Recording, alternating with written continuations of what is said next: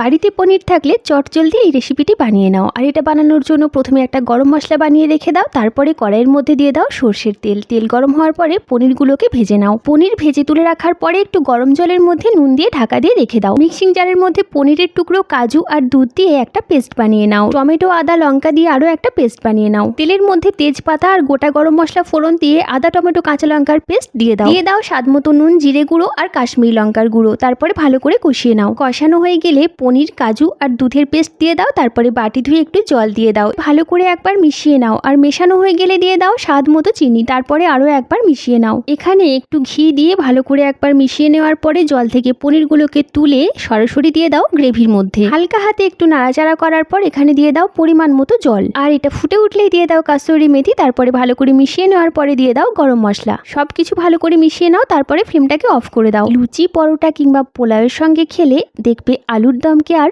মনেই পড়ছে না।